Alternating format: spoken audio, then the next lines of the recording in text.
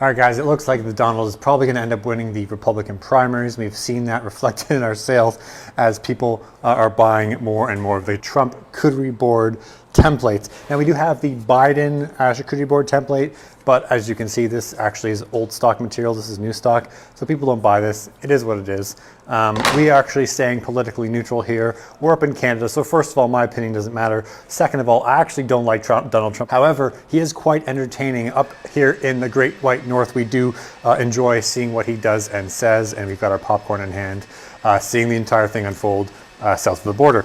But with that said, we've released this. Now again, we're staying politically neutral here, so don't get your panties in an uproar.